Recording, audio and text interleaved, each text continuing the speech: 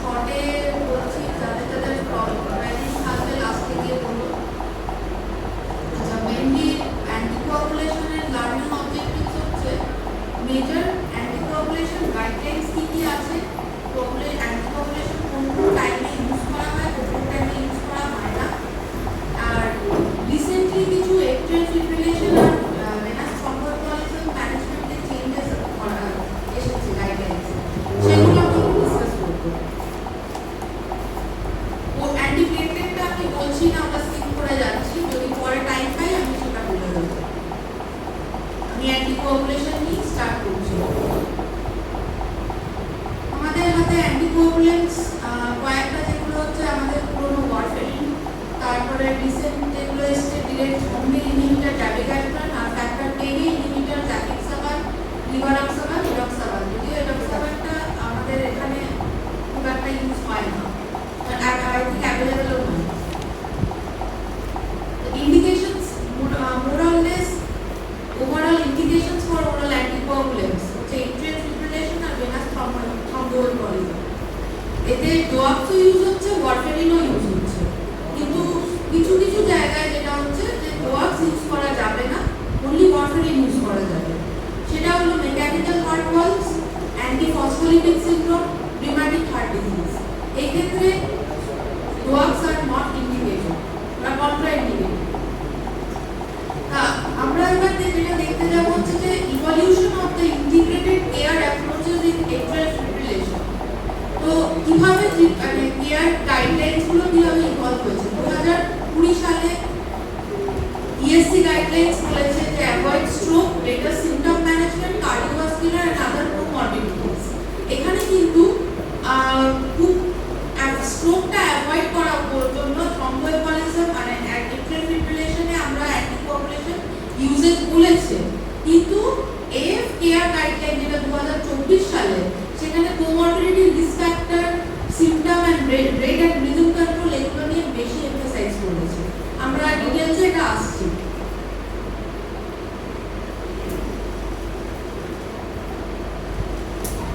আমরা 3টে বছরের গাইডলাইনের উপরে ফোকাস করছি। একটা হচ্ছে 2024 এর ইএসসি এএফ কেয়ার গাইডলাইন, 2025 এর ডোয়াক্স এর কিছু আপডেটস এসেছে, আর 2026 সালে পি গাইডলাইন্স মেজর আপডেট দিয়েছে। পিকচারটা খুব একটা ক্লিয়ার নয়, আমি ওভারঅল বলছি। Structured care in atrial fibrillation AF care pathway ESC 2024 এ এরা কি বলছে যে number 1 C comorbidity and risk factor management. তো এট্রিয়াল ফিব্রিলেশন যাদের থাকছে সেক্ষেত্রে hypertension, diabetes, heart failure, obesity, OSA, alcoholism এগুলোকে আলাদা করে আমাদের ম্যানেজ করা। Secondly avoid stroke and thromboembolism.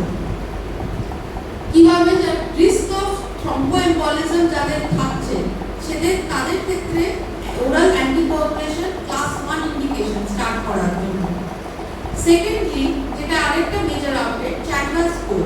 চ্যাডওয়ার্ড scale S লাস্টের যে এসসি যেটা সেক্স জেন্ডার ডিটারমিনেট করে সেটা কিন্তু তুলে দেওয়া হয়েছে, কারণ কি it is over treating the females, সেই জন্য চ্যাডওয়ার্ড স্কোর থেকে চ্যাডওয়ার্ড স্কোর হয়ে গেছে এখন।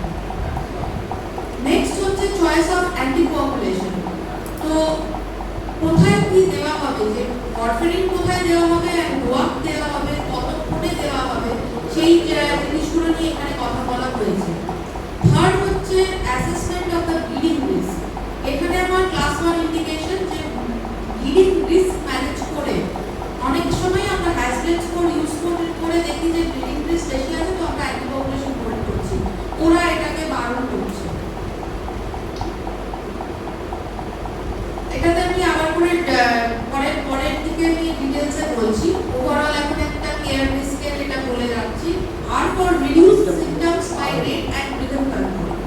তার মানে হচ্ছে 2024 এ কিন্তু ওরা pre diagnose AF, paroxysmal AF, persistent AF and permanent AF এদের ক্ষেত্রে কিভাবে আমরা রেট কন্ট্রোল করব, আর কোথায় রিদম কন্ট্রোল করব, কোথায় আমরা রেটের দিকে যাব না, সেই দিকের এখানে ওরা গাইডলাইন্সে বলেছে যে যখন পারসিস্টেন্ট সেফ বা পার্মানেন্ট হয়ে এফ হয়ে যাচ্ছে, সেক্ষেত্রে আমরা রিদম কন্ট্রোল করছি না, রেট কন্ট্রোল করছি।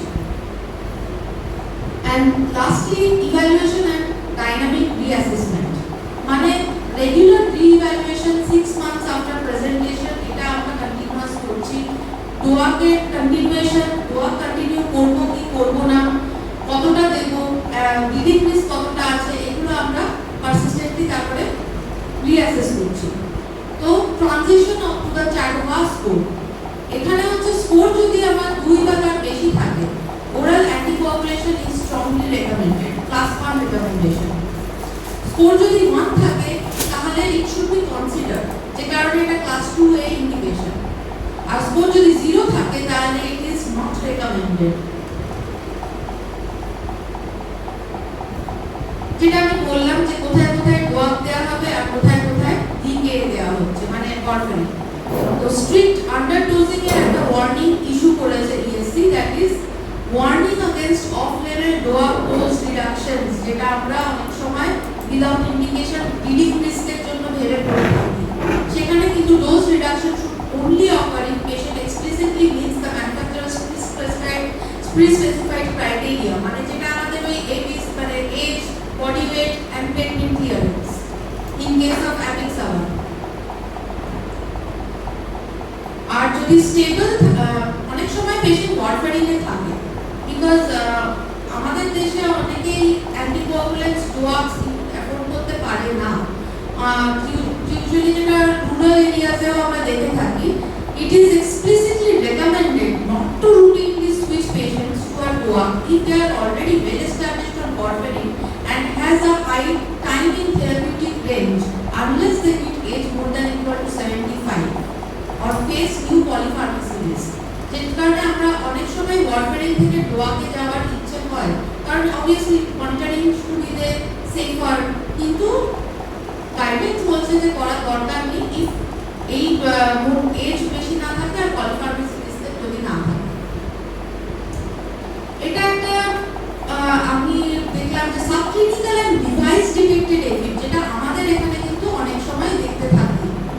সেক্ষেত্রে when to start DOAC, সেক্ষেত্রে এখানে বলছে যে anticoagulation may be considered class 2B recommendation for device detected subclinical AFib, but only if the patient has a high thromboembolic risk profile and a documented low bleeding risk. It is no longer an automatic trigger for OAC therapy. এটা কিন্তু খুব important.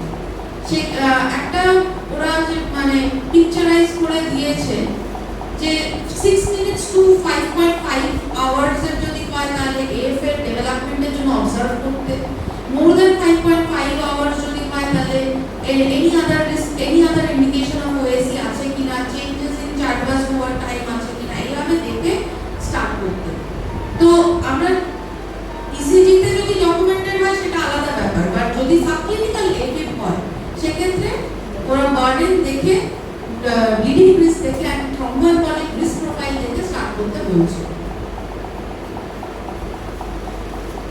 Bleeding risk course redefined, তার মানে হচ্ছে guidelines emphasize that bleeding risk tools like Haslet must not be used to withhold or deny anticoagulation who qualifies based on their stroke risk.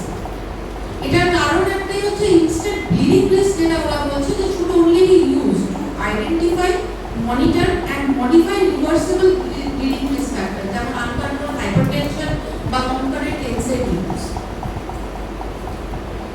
আরেকটা যেটা আমরা খুব frequently face করি, concomitant antiplatelet restrictions. তো guidelines are saying that avoid combination of oral anticoagulants with antiplatelets for stroke prevention. For patient with concurrent vascular issues যেমন chronic coronary syndrome or peripheral arterial disease, এক্ষেত্রে combination dual therapy must be strictly restricted to a maximum of 12 months, not minimum কিন্তু, কারণ minimum guidelines অনেকেই বলে যে 1 to 3 months। এখন যে DAPT trials গুলোতে সেখানে কিন্তু 1 to 3 months এর মধ্যে আমরা dual therapy বন্ধ করে দিয়ে only we can go for NOAC or DOAC, মানে NOAC এ যেগুলোতে পারি after 3 months also, but এরা এখানে যেটা বলেছে যে maximum 12 months। এটা একটা গাইড মানে 2024 এর যে গাইডলাইন্স আমি এক্সপ্লেন করছি সেখানে ডোয়াকের একটা প্রি অপারেটিভ আর পোস্ট অপারেটিভ শিডিউল রয়েছে। মানে আমরা অনেক সময় ফেস করি যে পেশেন্টস অন ডোয়াক্স অ্যান্টিকোয়াগুলেশন তাদের সার্জারি হবে, তাহলে সেক্ষেত্রে আমরা সার্জারি আর কতদিন আগে আর কতদিন পরে ডোয়াকটা রিস্টার্ট বন্ধ করবো আর রিস্টার্ট করবো। সেক্ষেত্রে অ্যাপিক্সাবান, লিভারক্সাবান এগুলোতে বলা হচ্ছে যে 2 দিন আগে বন্ধ করলে অসুবিধা নেই আর 2 দিন পরে শুরু করা যেতে পারে। আর মরফিনের ক্ষেত্রে 5 days before the surgery and it can be started immediately post operatively. আমি ডাবিগাইট্রান নিয়ে অতটা বললাম না বিকজ ওটা আমরা কমই ইউজ করি। মেইনলি অ্যাপিক্সাবান, লিভারক্সাবান 2 দিন আগে থেকে আর 2 দিন পরে থেকে it is a safe period -+2 days. তো 2024 এর যে গাইডলাইনস এর টেক হোম মেসেজেস আছে সেখানে ওরা স্টেজেস অফ এট্রিয়াল ফিব্রিলেশনটা এক্সপ্লেইন করেছে, এফিউ এর risk factor modification and prevention explain করেছে, চাইল্ড ভাস কোর্স করে চলে গেছে and early rhythm control if feasible. আর আরেকটা যেটা ক্লাস 1 ইন্ডিকেশন এসছে হচ্ছে catheter ablation. It received a class 1 indication as first line therapy in selected patients, যেটা কিনা আগে ছিল না। 2025 এ যখন আমরা ডোয়াকের আপডেটস দেখছি, it focuses heavily on early initiation post stroke, standardized peri-procedural management and extended use in specific population. 2024 এ যেটা হয়েছে ওরা স্ট্রোক পোস্ট স্ট্রোকে অ্যান্টিকোয়াগুলেশন দিতে বলেছে। এবার কত তাড়াতাড়ি দিতে হবে, ইউজুয়ালি যেটা করা হচ্ছিল যে 2024 এ যেহেতু লিডিং রিস্কের জন্য আমরা ভয় পাই, সুতরাং ওরা 2 উইকস অনেকে মানে নিজেদের রুলে চলে, ওটা কোনো গাইডলাইন ডিটারমিনেশন ছিল না। তো 2025 এ ওরা গাইডলাইন ডিটারমিনেশন করলো যে ক্যাটালিস্ট একটা বড় ট্রায়াল মানে ফুল মেটা অ্যানালিসিস ট্রায়ালে বলা হচ্ছে যে timeline for starting DOACs after an acute ischemic stroke with AFib. Evidence also within 4 days of a stroke significantly reduced recurrent ischemic stroke compared to delayed initiation. এখানে safety প্রোফাইলে ওরা দেখেছে যে there is no increase in symptomatic intracerebral hemorrhage. সুতরাং যেটা আমরা আগে মোর conservative delayed টাইমলাইনস use করতাম যে ইউজুয়ালি 2 উইকস এর আগে স্টার্ট হতো না, সেক্ষেত্রে এখানে কিন্তু 4 ডেজ এর মধ্যে স্টার্ট করতে বলছে। এটা ক্যাটালিস্ট ট্রায়াল। এখানে দেখা যাচ্ছে যে লেটে স্টার্ট করলে ব্লিডিং মানে risk of stroke is more, repeat stroke. Common practice ওই 2 উইকস মতো আপ টু 2 উইকস ডিলে করা হতো, সেটাকে এরা স্ট্রংলি না করতে বলছে। যেটা 2024 এ বলা হয়েছিল পেরি অপারেটিভ এন্ড ব্লিডিং ম্যানেজমেন্টের গাইডলাইন্স, 2025 সেটাকে রিইনফোর্স করে। সাথে যেটা বলা হয় যেটা খুব ইম্পর্টেন্ট যে ব্রিজিং থেরাপির কোনো দরকার নেই। They confirm that DOACs can be safely interrupted for planned surgery without LMWH bridging. এটা কিন্তু খুব important recommendation. And resumption protocol বলছে হাই ব্লিডিং রিস্ক সার্জারি যদি থাকে সেক্ষেত্রে therapeutic doses should be restarted 48 to 72 hours post surgery and low আর normal bleeding risk যদি থাকে সেক্ষেত্রে 12 to 24 hours.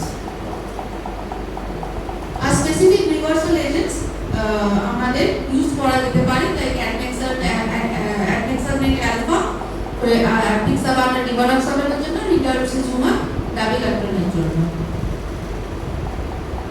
এবার আমরা আসছি স্পেশাল পপুলেশনে, যেমন যেটা নিয়ে খুবই কনফিউশনস থাকে যে এক্সটেন্ডেড থেরাপি কতদিন দেব অ্যান্টিকোয়াগুলেশন। সো বেসিক্যালি দুটো বড় বড় ট্রায়ালস আছে, সেটা হচ্ছে রেনোভ আর অ্যাপিক্যাট। এই ট্রায়ালগুলো 2025 পাবলিশ হয়েছিল। তারা বলছে যে full dose versus low dose DOAC regimen কোনটা preferable for extended anticoagulation in high risk recurrent VT and cancer associated VT. তো এটা আমি যাচ্ছি আর তার আগে বলে দিই ব্যারিয়াট্রিক অ্যান্ড রেনাল আপডেটস।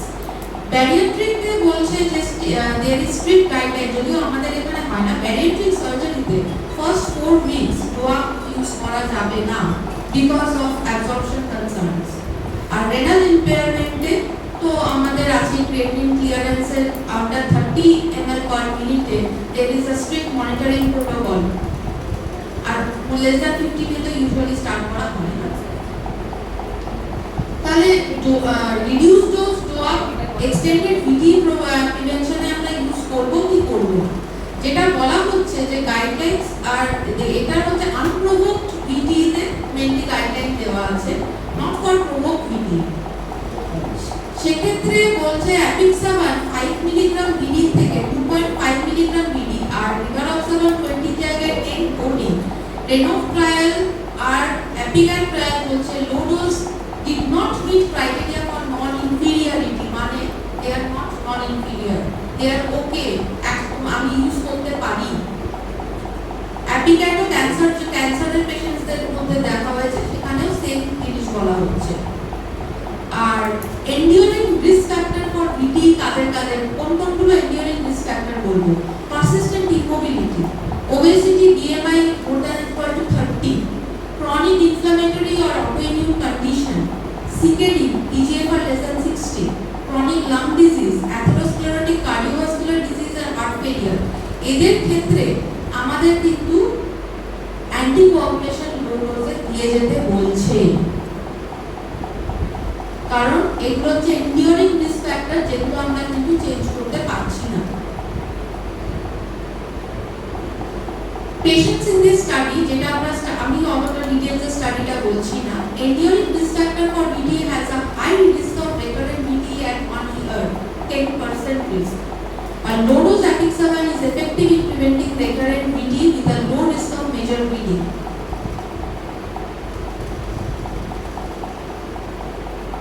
তাহলে ডোয়াক্স আফটার ইনিশিয়াল ট্রিটমেন্ট ফেজ মোটামুটি আমরা 3 থেকে 6 মাসের একটা ফেজ দিই, প্রভোক্ত আর আনপ্রভোক্ত।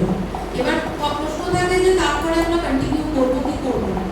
তো যেক্ষেত্রে ভিটি বলা হচ্ছে যে যেক্ষেত্রে আনপ্রভোক্ট আছে, সেক্ষেত্রে তাদের যদি মানে কোনো মডিফায়েবল রিস্ক ফ্যাক্টর বা এক্সটেন্ডেবল রিস্ক ফ্যাক্টর যেটা আমি ডিসকাস করলাম না থাকে, সেক্ষেত্রে আমাদের রেকমেন্ডেড টু স্টপ অ্যান্টিকোয়াগুলেশন। আর যদি এক্সটেন্ডেবল রিস্ক ফ্যাক্টর থাকে বাট প্রভোকড ভিটি হয়, আনপ্রভোকড ভিটি হয়, তাহলে সেক্ষেত্রে আমাদেরকে অ্যান্টিকোয়াগুলেশন দিয়ে যেতে হবে, but it can be continued in low dose. Lastly 2026 এ যেটা আমরা আসছি, এবারে কি কি নতুন কি ওরা বলেছে। 2025 focused on accelerating post-stroke guidelines and refining perioperative surgical rules. Perioperative surgical এগুলো বলেছে। 2026 এর মেজর আপডেট আছে thromboid VTE and pulmonary embolism categorization and treatment। 2011 থেকে যদি 19 সাল অবধি আমি দেখি, ওরা লো রিস্ক, সাবম্যাসিভ, ম্যাসিভ, তারপরে গেল low risk, intermediate, low risk, intermediate, high risk and high risk. 2026 এ ক্লাসিফিকেশন চেঞ্জ হয়ে গেছে।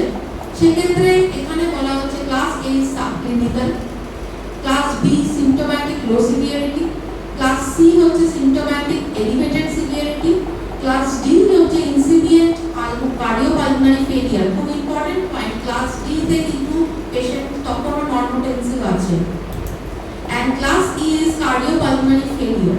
এক্ষেত্রে পেশেন্ট ইজ ইন শক। এর মধ্যেও সাব ক্লাসিফিকেশনস থাকছে, যে বি এর আন্ডারে সাবসেগমেন্টাল, নন সাবসেগমেন্টাল, সি এর আন্ডারে মেইনলি আমরা যেটা সি তে ক্যাটাগরাইজ করার জন্য যে RV dysfunction with abnormal biomarkers, এগুলোকে ওরা ক্লাস সি তে ডিফারেনশিয়েট করেছে। ডি তে হচ্ছে transient hypotension that is for less than equal to 15 minutes and normotensive shock. আর ক্লাস ই তে persistent and recurrent hypertension with cardiogenic shock।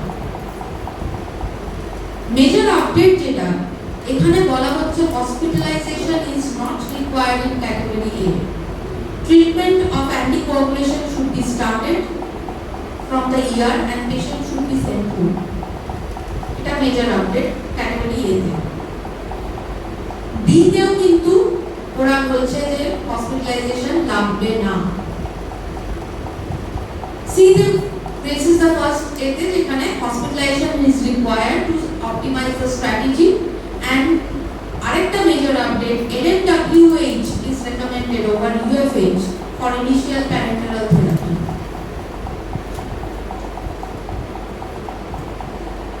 Category D যেটা আমি বললাম transient hypotension, ওরা define করছে systolic blood pressure less than 90 or drop of more than 40 lasting less than 15 minutes or responding to volume expansion and no signs of end-organ hypoperfusion. এটাকে ওরা category D তে ফেলছে। আর নর্মোটেনসিভ শক, এই নর্মোটেনসিভ শকের মধ্যে ক্রাইটেরিয়া কিন্তু lactate more than 2, ATI রয়েছে, altered mental status or cardiac index less than 2.2।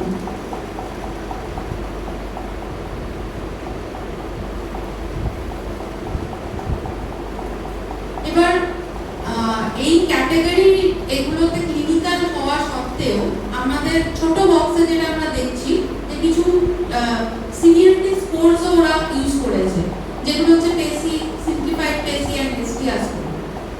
তো সেগুলো কিন্তু আমরা এখনো ইউজ করছি, যেটা এগুলো আগে থেকেই ছিল, যেটা এখনো করছি, যেটা মানে different scores are use to determine different questions.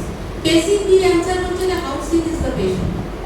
পাঁচটা মেইনলি আমরা ক্লাস ইউজ করছি, যেটা হচ্ছে যে mental status, chronic lung disease আছে কিনা, tachypnoea, saturation, heart failure, heart rate and SDP. এগুলো দেখে আমরা সামেশন করে পেসি স্কোর একটা ডিটারমিন করি।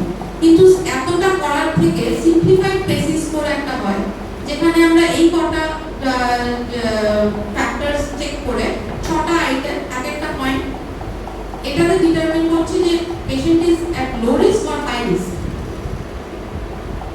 হেস্টিয়া অ্যানসার হচ্ছে যে পেশেন্ট বাড়ি যেতে পারবে কিনা। এই 11খানা পয়েন্টের মধ্যে একটা পয়েন্ট যদি পজিটিভ আসে, if any one of the answer is yes, then the patient is not fit to go. তার মধ্যে কি কি হচ্ছে? হিমোডাইনামিক ইনস্টেবিলিটি, থ্রম্বোলাইসিস আর এম্বোলেক্টমি নিডেড কিনা, মানে হচ্ছে পেশেন্ট ক্যাটাগরি ই তে আছে কিনা, D or E. Active bleeding or bleeding high risk আছে কিনা, 24 আওয়ার অক্সিজেন রিকোয়ারমেন্ট আছে কিনা, PE diagnosed while on anticoagulation is not a patient who can go home. Severe pain, IV medicine চলছে কিনা, medical or social reason for admission, creatinine clearance less than 30, severe liver impairment, pregnancy and history of HIV. এটা যদি থাকে, এগুলো থাকলে patient categorizes for hospitalization. আরেকটা আছে CPS score, এটা হচ্ছে নর্মোটেনসিভ পেশেন্ট শকে যেতে পারে কিনা সেটা ডিটারমিন করে। তো ডিফারেন্ট স্কোরস আছে যেগুলো ডিফারেন্ট কোয়েশ্চেনস অ্যানসার করছে।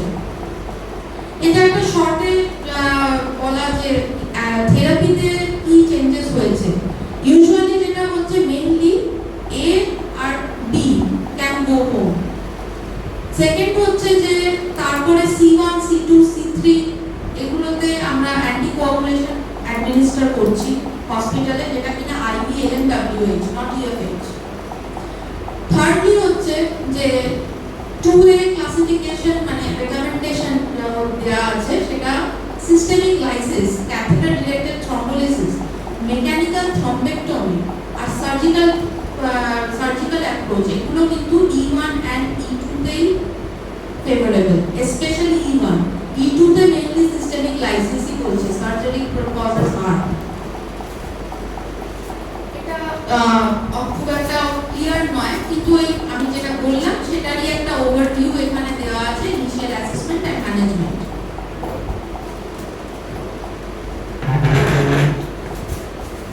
মেজর যেটা আমি বললাম অ্যান্টিকোয়াগুলেশন থেরাপিতে explicitly they are favouring LMWH over UFH।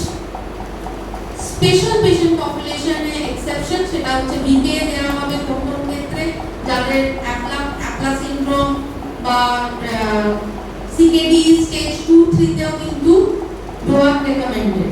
4, 5 A ওয়ারফেরিনে shift করা হচ্ছে।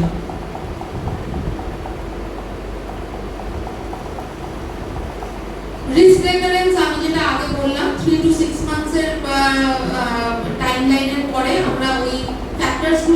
করছি যে whether patient is fit for extended anticoagulation or not and whether patient is fit for low dose anticoagulation. তা এখানে যেটা কয়েকটা দেওয়া আছে যে reversible risk factors আমি আগে আর persistent risk factor এগুলোর ভিত্তিতে আমরা extended recommendationটা ডিটারমিন করছি। সেক্ষেত্রে যাদের আনপ্রোভোকড ভিটি সেক্ষেত্রে আমি আগের বারে বললাম যে কয়েকটা ফিক্সড মানে যেগুলো চেঞ্জ করা যাবে না সেরকম রিস্ক ফ্যাক্টরস কি কি আছে। তো এক্ষেত্রে হচ্ছে এটা কিন্তু প্রভোক এটাও unprovoked VT but what are the risk factors which we are considering for extended anticoagulation। সেক্ষেত্রে হচ্ছে major reversible risk factor for VT surgery hospitalisation caesarean এগুলো ঠিক আছে। Minor reversible risk factors for VT: surgery with general anesthesia less than 30 minutes, out of hospital acute medical illness more than 72 hours while confined to bed, hospitalization for acute medical illness less than 72 hours, and estrogen therapy, trauma with decreased mobility 72 hours or beshi. এগুলো হচ্ছে minor reversible risk factors. Persistent risk factors যেগুলো আমি আগে স্লাইডে explain করলাম, active cancer, autoimmune disease, inflammatory bowel disease and chronic immobility। এটা নিয়ে একটা বড় কোশ্চেন থাকে যে পেশেন্টস উইথ ভিটি তাদের ক্ষেত্রে ট্রাভেলের রেকমেন্ডেশন কি আছে। তো ক্লাস 2 এর রেকমেন্ডেশন বলছে in patients recovering from acute PE it is reasonable to encourage early ambulation rather than bed rest and use of compression stocking during long haul more than 5 hours travel can be useful to lower the risk of DVT. Secondly, যাদের PE category C2 থেকে E এর মধ্যে ছিল সেক্ষেত্রে ওদের এখানে কিন্তু পেশেন্টকে বলা হচ্ছে to restrict long haul travel for 4 weeks after initiation of treatment or when symptoms have resolved to reduce risk of adverse events। এক্ষেত্রে কিন্তু এক মাস ধরে পেশেন্ট ট্রাভেল করবে না, লং হল ট্রাভেল বলতে 5 আওয়ার্স এর বেশি সেই ট্রাভেল রেকমেন্ডেশন এটা কিন্তু না বলছে।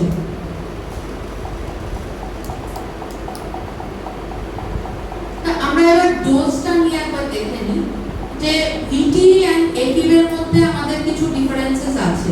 একটা হচ্ছে যে প্রিভেনশন যদি আমি বলি of VT patients undergoing elective surgical কোনো যদি হিপ রিপ্লেসমেন্ট বা নি রিপ্লেসমেন্ট সার্জারি যদি থাকে সেক্ষেত্রে কিন্তু অ্যাপিক্সাবানটা আমরা 2 এটা preventive not therapeutic dose, prophylactic dose 2.5 mg for 10 to 14 days এটা দেওয়া হয় পোস্ট অপ। আর রিভারক্সাবেনে 10 mg OD for 5 days। Treatment of DVT and PE and prevention of recurrent DVT and PE in adults সেক্ষেত্রে কিন্তু ডোজ আলাদা, 10 mg BD for 1 week and then 5 mg BD up to 6 months and তারপরে যেটা low dose for prevention সেটা depend করছে patient আনপ্রোভোকড না প্রোভোকড। and rivaroxaban এর ক্ষেত্রে 15 mg BD for 3 weeks and then 20 mg BD। আর সেকেন্ড যদি হচ্ছে prevention of atherothrombotic event after an ACS সেক্ষেত্রে কিন্তু rivaroxaban এর গাইডলাইনস আসছে 2.5 mg for up to 1 year। and আমরা যেটা এখানে খুব প্রায় ইউজ করে থাকি prevention of stroke and systemic embolism in patients with non valvular AF সেক্ষেত্রে full dose 5 mg in apixaban 20 OD rivaroxaban আর রিডিউসড ডোজ কোন বিষয়ে একটা ইউজ হয় অ্যাপিক্সাবানের জন্য বলা হয় লো ডোজ ইউজ করা যদি প্রেগন্যান্ট ক্লিয়ারেন্স লেস দ্যান 30 হয় অথবা 2 of the 3 is criteria is fulfilled যেমন age more than 80, weight less than 60 kg and creatinine clearance মানে serum creatinine 1.35 এখানে বলছে but creatinine clearance less than 30 R avoiding apixaban in case of creatinine clearance less than 15। কিন্তু rivaroxaban এর ক্ষেত্রে age আর weight নিয়ে সেরকম কিছু বলা নেই, এটাতে খালি creatinine clearance 15 to 50 তে 15 ইউজ করতে বলছে। এবার একটা বড় প্রশ্ন হচ্ছে যে অ্যান্টিকোয়াগুলেশন এন্ড অ্যান্টিপ্লেটলেট আমরা ইউজ করব কিনা। Like a question simple question question, 70-year-old with recent PE, apixaban ছিল, is admitted outside for unstable angina, and she undergoes PTCA and placement of a drug-eluting stent. তাহলে কোন অ্যান্টিথ্রম্বোটিক therapy এই ক্ষেত্রে use করা যাবে? এখানে কি খালি আমি ডুয়াল অ্যান্টিপ্লেটলেট ইউজ করব, কম্বিনেশন থেরাপি নাকি ট্রিপল থেরাপি? তো এখানে অ্যানসার হচ্ছে কি মনে হয়?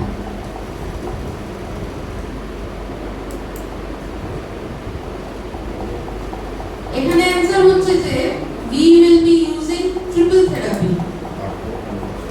কারণ oral anticoagulants are not effective at preventing stent thrombosis.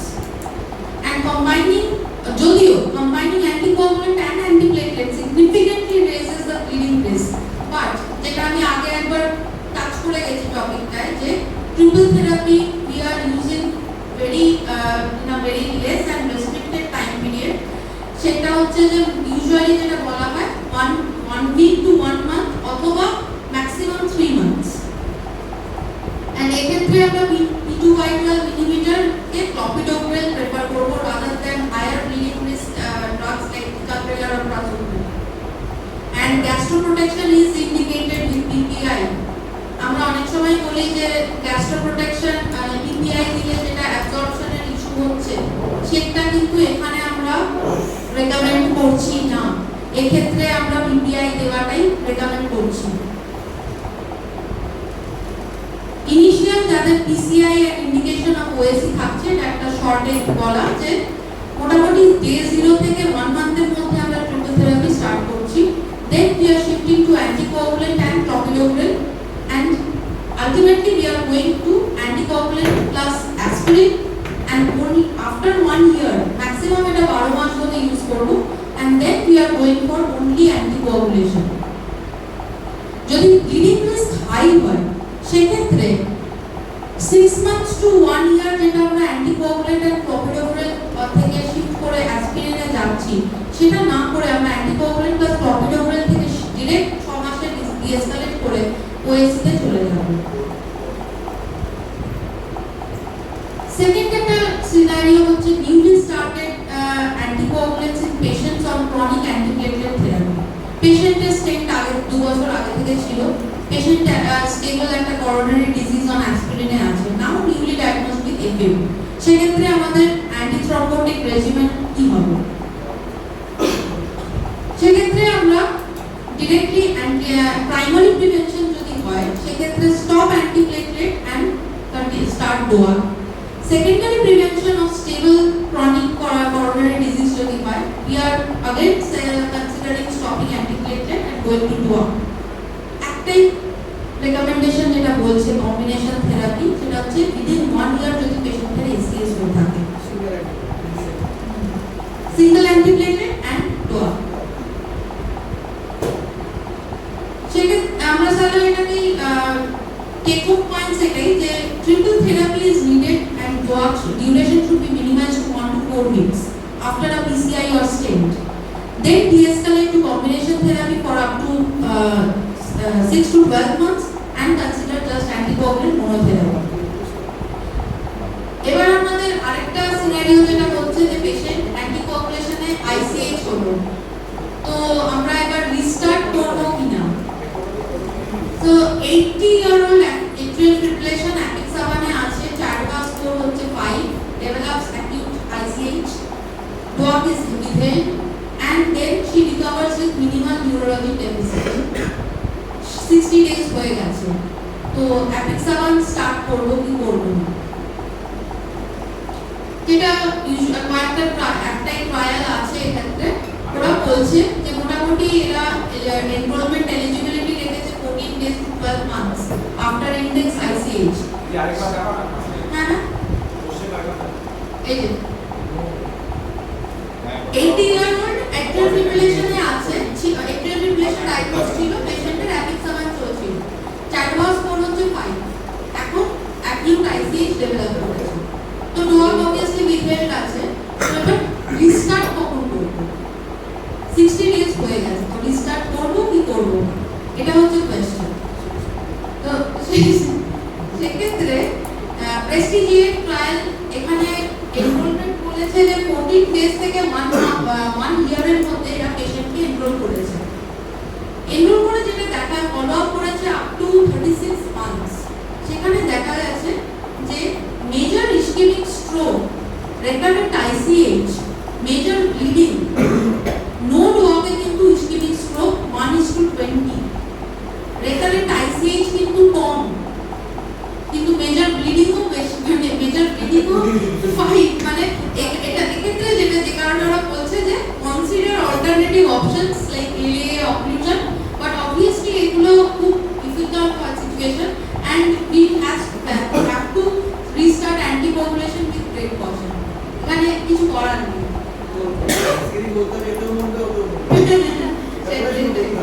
শুরু করতেই হবে, কিন্তু ওরা রিভোল্ট করতে বারণই করছে। তো আমরা ব্লিডিং রিস্ক, একটা ব্লিডিং রিস্ক ডিফারেন্ট অ্যান্টিকোয়াগুলেশনের ডিফারেন্ট আছে, মানে খুব যে মেজর ডিফারেন্স আছে তা নয়, কিন্তু বলা হচ্ছে যে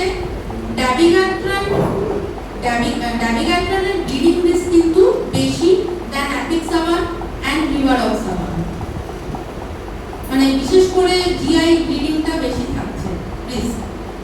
তো সেগুলো ভেবে আমাদেরকে স্টার্ট করতে হবে। এন্ড ইন্ট্রাক্রেনিয়াল ব্লিডিং রিস্ক কিন্তু মোটামুটি মোর অর লেস সবারই সিমিলার, ডাবিগ্যাট্রানের 0.3%, অ্যাপিক্সাবানেরও 0.3%, রিভারক্সাবান 0.8% এরকম। রিসেন্টলি আমাদের এখানে একটা পেশেন্ট ভর্তি ছিল, পেশেন্ট অ্যান্টিকোয়াগুলেশন পাচ্ছে বাট তার ব্রেকথ্রু স্ট্রোক হয়েছে।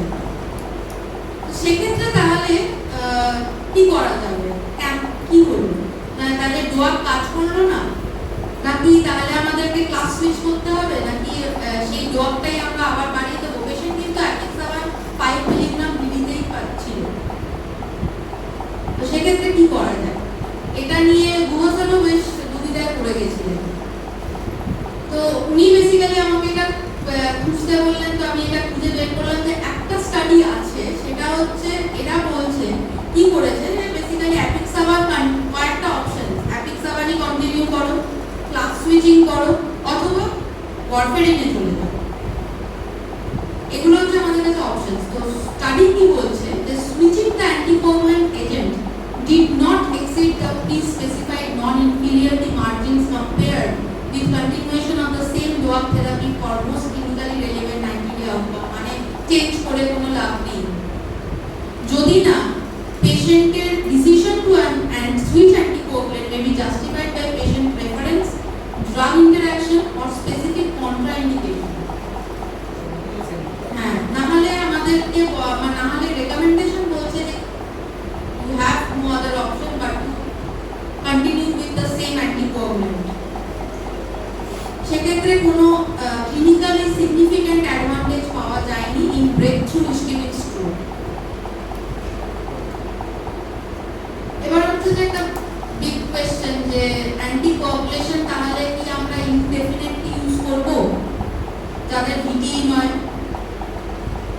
ভিটিতে তো আমাদের গাইডলাইন বলে দিয়েছে। তো একটা স্টাডি দেখা গেছে যে benefit versus harm of indefinite anticoagulation in unprovoked VTE, risk of recurrent DVT 6%, PE 3%, at 1 year of anticoagulation, R annual rate of major bleeding risk on anticoagulant হচ্ছে 1%। তাহলে এবার নিজেরা হিসেব করে বুঝে নিতে হবে যে আমরা করবো কি করবো। So সেটাই বেসিক্যালি যে ইনডেফিনিট অ্যান্টিকোয়াগুলেশন তাই আমরা রেকমেন্ড করছি, কারণ স্টাডি বলছে নাহলে রিস্ক অফ মেজর ইভেন্টস আর মোর। এটা আমার অ্যান্টিকোয়াগুলেশনের টপিকটা এখানেই আমার শেষ হচ্ছে। যেটা আমি বলিনি হচ্ছে আমার শুরুর দিকে অ্যান্টিপ্লেটলেটের রেকমেন্ডেশনস গুলো, টাইম কি আছে? তাহলে ওটা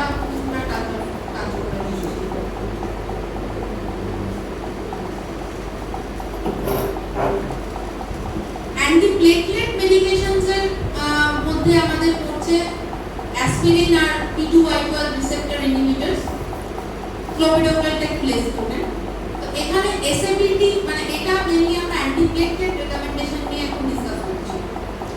অ্যান্টিপ্লেটলেট রেকমেন্ডেশনস এর মধ্যে এসএপিডি বলছে প্রাইমারি প্রিভেনশনের জন্য অনলি মানে নো প্রায়র সিপিডি, যাদের কোনো আগে কার্ডিওভাস্কুলার ডিজিজ নেই, সেক্ষেত্রে কিন্তু খালি aspirin is recommended, not P2 white blood inhibitor। অনেক সময় আমরা দেখি যে পেশেন্ট ডিএপিটি তে দেওয়া আছে, সেটা কিন্তু রেকমেন্ডেড নয়।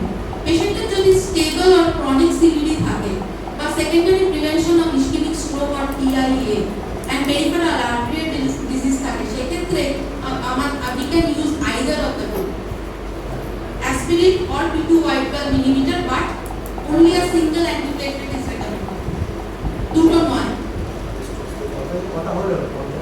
কোন কোন সময় তাহলে আমরা ডিএপিটি ইউজ করব? প্রিভেন্টিং স্টেন থ্রম্বোসিস, MI বা ACS and short term after a minor ischemic stroke or high risk TIA। But secondary prevention of chronic CVD তে কিন্তু আমাদেরকে বলা হচ্ছে only SAPD is recommended, but DAPD is only recommended in case of selected high risk patients, মানে যাদের cardio thrombotic risk যাদের অনেকটা বেশি আছে। PCI স্টেন্টিং এর পরে DAPD আমাদের কতদিন ধরে ইউজ করা যাবে, মানে কতদিনের রেকমেন্ডেশন? যদি করোনারি স্টেন থ্রম্বোসিস, যেটা কিনা আজকাল খুবই রেয়ার, আজকাল drug eluting stents are very effective, তো সেক্ষেত্রে DAPD acute, sub acute and late thrombosis স্টেজে আমরা ইউজ করছি। And complex PCI, long stents length, এই যে জায়গাগুলোতে DAPD ইজ রেকমেন্ডেড। এটা হাউ লং কিছু রেকমেন্ডেশন আছে, মানে কমপ্লেক্স PCI লং এই যে 12 মাস। এবার ওটাতেই আমি আসছি যে হাউ লং। স্ট্যান্ডার্ড রেকমেন্ডেশন বলছে 12 মাস আফটার ACS প্লাস PCI, কিন্তু রিসেন্ট স্টাডিজ 2021 সাল থেকে কিছু রিসেন্ট প্রচুর স্টাডিজ বের হচ্ছে যেগুলো বলছে monotherapy with ticagrelor after 1 to 3 months are non inferior to DAPD।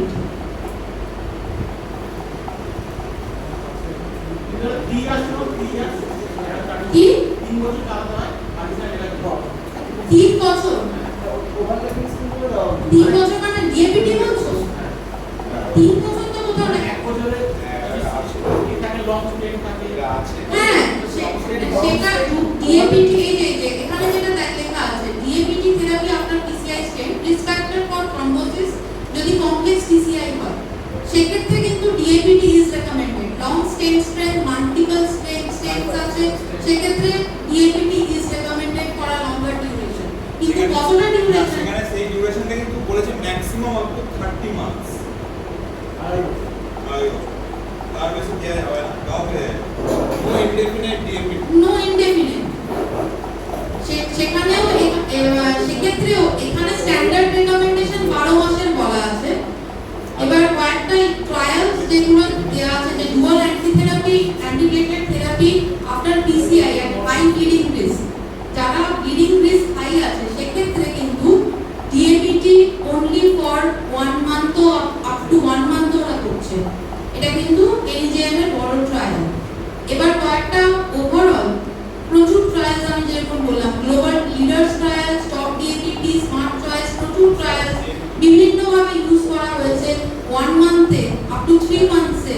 এরা অ্যাসপিরিন মানে DAPD ইউজ করছে উইথ টিকাপ্রেলার অর ক্লোপিডোগ্রেল, এগুলো ইউজ করে বলছে সবারই একমত যে after 3 months we can stop DAPD in case of high bleeding risk even after 1 month।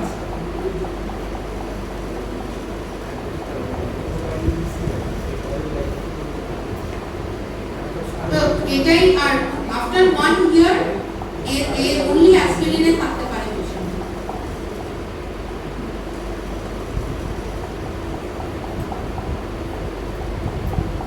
এখানে ব্লিডিং রিস্কের উপরে ডিপেন্ড করে লো, ইন্টারমিডিয়েট এন্ড হাই। সেক্ষেত্রে বলছে লো যদি ব্লিডিং রিস্ক হয় then we can continue DAPD up to 1 year and then we can decide whether we can only continue with aspirin। কিন্তু intermediate থাকলে সেক্ষেত্রে কিন্তু 1 month to 1 year A DAPD, clopidogrel plus aspirin অথবা only ticaprelor and then we will shift to aspirin only after 1 year। R high bleeding risk থাকলে 1 month এর বেশি recommendation at least বলছে না, preferably clopidogrel এ যাব and then we can switch to aspirin।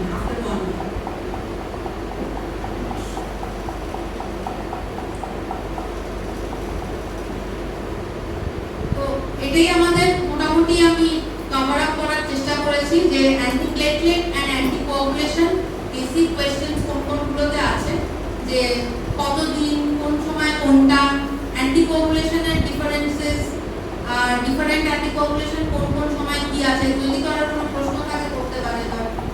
Systemic স্ট্রোকের ক্ষেত্রে যে পেশেন্টগুলোকে আমরা নোয়াক দিতে পারছি না, তো সেই পেশেন্টগুলোকে আমরা প্রথমে কি সিঙ্গেল হিসাবে যে অ্যাসপিরিন না কম্পিউটার দিতে পারবো, মানে ischemic stroke with atrial fibrillation হ্যাঁ আমি নট দিতে না পারছি আমি না। দিলাম না এক্সট্রা ফিব্রিলেশন আমি পেলাম না, এভিডেন্স কিছু পেলাম না, হ্যাঁ সেই পেশেন্টের ইসকেমিক স্ট্রোক আছে, হ্যাঁ সেখানে তো রেকমেন্ডেশন বলছে ডিএপিটি ডিএবিটি তাই তো? ডিএপিটি দিতে হবে। এই যে এখানে